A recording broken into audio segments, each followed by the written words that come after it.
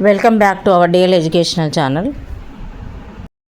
Correspondent sir గారికి, principal జయంతి madam గారికి, నా తోటి ఉపాధ్యాయులకి నమస్కారాలు.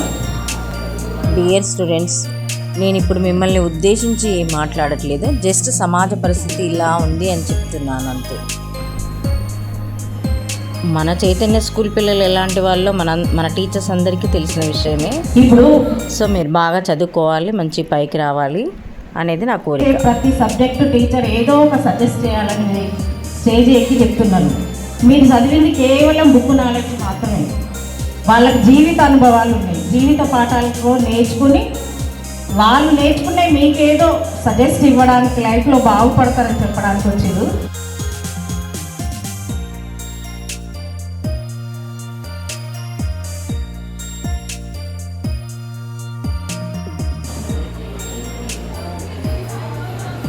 ఓకే, మీరు ఈ స్టేజ్ అలంకరించడానికి ప్రిపరేషన్ కావడానికి మినిమం 6 days అయింది అనుకుంటా. 6 days నుంచి ప్రిపరేషన్ చేస్తున్నారు. డ్రెస్ ఏం వేసుకోవాలి, జడాలు ఎలా వేసుకోవాలి, పిన్స్ ఎట్లా పెట్టుకోవాలి, బాయ్స్ డ్రెస్ వేర్ ఎట్లా చేసుకోవాలి అన్నీ ఒక మినిమం 6 days నుంచి ఆలోచించుకుంటున్నారు కదా. 6 days తర్వాత 6 days నుంచి ఆలోచిస్తారు. 6 hours ప్రోగ్రామ్ ఇది. ఈ 6 hours ప్రోగ్రామ్ అయిపోయిన తర్వాత నెక్స్ట్ డే దీన్ని తీసేస్తాం. 6 days నుంచి ఆలోచించుకున్న ఒక 6 hours జరిగే ఈ ప్రోగ్రామ్కి మీరు ఇంకా ప్రిపేర్గా ఉంటే 60 days జీవితకాలం, 60 days లైఫ్ స్పాన్ మీరు ఒక కరెక్ట్ ఫౌండేషన్ వేసుకోవాలంటే, లైఫ్లో మంచిగా ఫ్యూచర్లో సెటిల్ కావాలంటే మరి మీరు ఎన్ని సంవత్సరాలు దానికి ప్రిపరేషన్ ఉండాలి, ఎన్ని సంవత్సరాలు ఫౌండేషన్ వేసుకోవాలి ఆలోచించండి. మీ అమ్మా నాన్న వాళ్ళు పలుగు పార పట్టుకొని ఎండలో కష్టపడి పనిచేస్తుంటే కనీసం పెన్ను పేపర్ పట్టుకొని కూడా ఇక్కడ మీరు చదువుకోవడానికి చాలా కష్టపడుతున్నట్టు అనిపిస్తుంది నాకు. అవునా కాదా? చిన్నప్పుడు మీ అమ్మ వాళ్ళు మీరు నడుస్తూ ఉంటే కింద మీద పడుతుంటే లేపి ఇట్లా కాదు అట్లా కాదు అని చెప్పి మీకు మాట నేర్పించిండ్రు, నడక నేర్పించిండ్రు, అన్నీ నేర్పించిండ్రు. కానీ పెద్దగా అయిన తర్వాత మీరేం చేస్తుండ్రు? మీ మమ్మీ వాళ్ళు చెప్తే మాకు తెలిసినంత మీకు తెలియదని అంటున్నారు. చాలామంది కూడా అదే పేరెంట్స్ని ఒక తిక్కలోళ్ళని చేసినట్టు చేస్తారు. మీకేం తెలుసు అని మీకేం తెలుసు అంటారు. కనీసం వాళ్ళు సజెస్ట్ చేసిన విషయాలు కూడా వినరు. పోనీ స్కూల్లో టీచర్స్ చెప్తారా, టీచర్స్ సజెస్ట్ వింటారా అంటే అది కూడా లేదు. లైఫ్ అనేది మనం వేసుకున్న ఫౌండేషన్ని, ఫ్యూచర్ని మంచి రిజల్ట్ కనిపించేటట్టు చూపిస్తుంది. మనం ఇక్కడ ఏదో ఎంజాయ్గా ఒక 2 years ఇంటర్లో, ఆ తర్వాత అంటే 6 years ఆఫ్టర్ 10th 6 years మనం ఎంజాయ్ చేసినామంటే లైఫ్ లాంగ్ మనం చాలా కష్టపడాల్సిన పని ఉంది. ఓకేనా? టైం అనేది కూడా టైం సెన్స్ అని కాదు, టైం చాలా ఇంపార్టెంట్. మనం ఏదైనా అనుకున్నప్పుడు ఒక టైంలో ఒకటి చేయాలి అనుకున్నప్పుడు ఆ టైంలో చేయకుండా ఉన్నప్పుడు ఆ తర్వాత అయిపోయిన తర్వాత ఆ టైం గడిచిపోతుంది. గడిచిపోయిన తర్వాత అరే ఇది చేయనైతేనే. మన స్కూల్లో ఉన్నారు, ఇప్పుడు వినోద్ సార్ ఉన్నారు, ఇంగ్లీష్ ఫ్లూయెంట్గా నేర్పిస్తున్నారు. ఆ తర్వాత మీరు స్టడీ అయిపోతుంది, ఇంటర్వ్యూకి వెళ్తారు, జాబ్స్కి వెళ్తారు. అప్పుడేమన్నా ఇంటర్వ్యూలో ఫెయిల్ అయిపోతారు.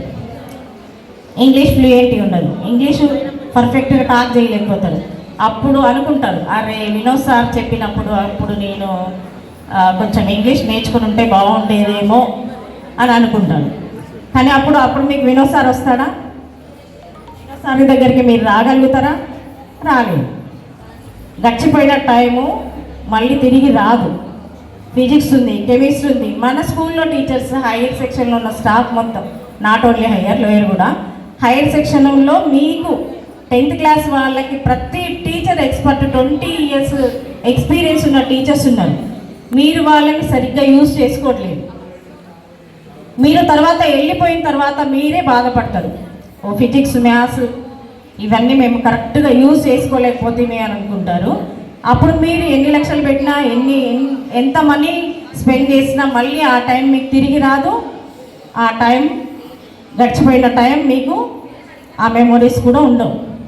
సో నేను చెప్పేది ఏంటంటే ఎప్పటికప్పుడు ఏ టైంలో ఎప్పుడు ఏం చేయాలనేది ఆలోచించుకొని చేయండి.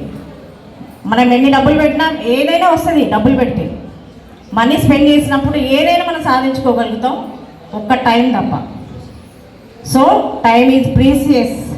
This is more than diamond, platinum, gold.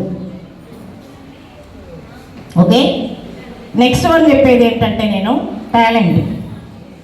Talent ఉన్న వాళ్ళకి ఓవర్ కాన్ఫిడెన్స్, హార్డ్ వర్క్ ఉన్న వాళ్ళకి టాలెంట్ ఉండదు.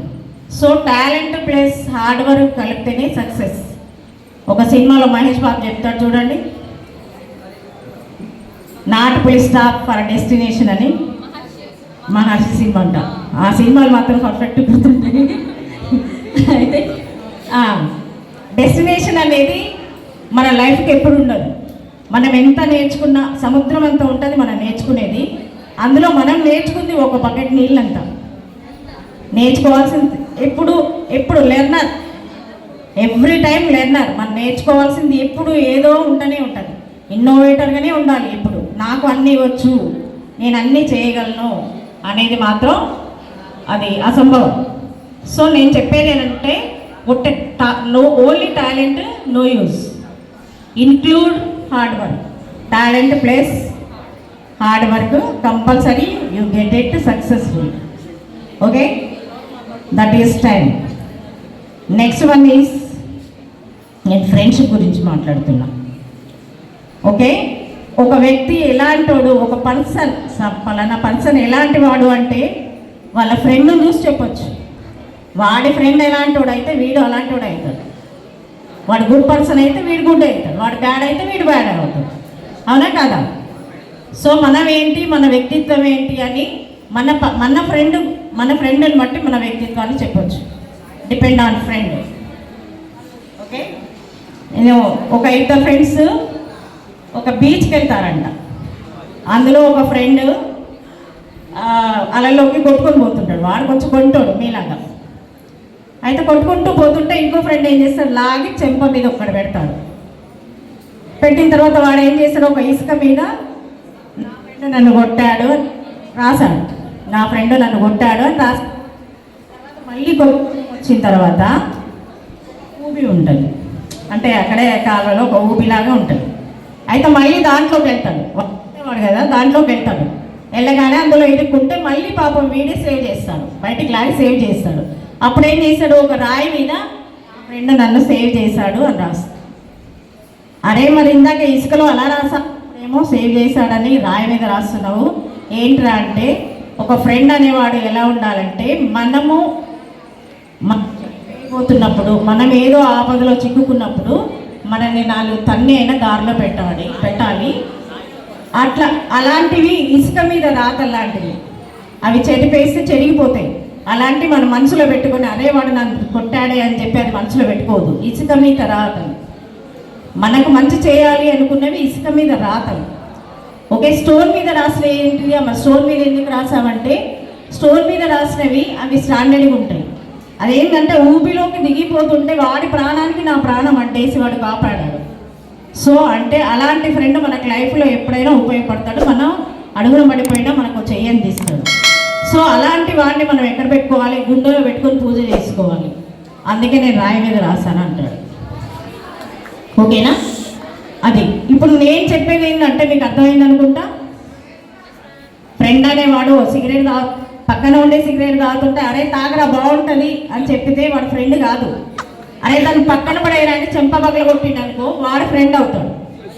అర్థమైంది కదా మీకు? మన మంచిని కోరేవాడు ఫ్రెండ్. మన పక్కన చేరి అరే నువ్వు బాగా చదువుతావురా, నువ్వు బాగా రాస్తావురా, నువ్వు హీరోయిరా, నీ డ్రెస్ బాగుందిరా, ఒక 100 రూపాయలు ఇరా అనగానే 100 రూపాయలు ఇచ్చాడనుకో వాడు ఫ్రెండ్ కాదు. అలాంటి ఫ్రెండ్స్ తోటి మీరు ఫ్రెండ్షిప్ చేసిరంటే మీ లైఫ్ స్పాయిల్ అయిపోతుంది. ఏదైనా తప్పు చేసినప్పుడు అరే నువ్వు చేసింది చాలా తప్పురా, అదే సిగరెట్ తాగుతుండనుకో, మందు తాగుతుండనుకో, అప్పుడు చెంప మీద ఒకటేసి తప్పురా అన్నాడు అనుకో వాడు నీ నిజమైన ఫ్రెండ్. అవునా కదా? సో ఫ్రెండ్ మీరు మంచి ఫ్రెండ్ని సెలెక్ట్ చేసుకోండి.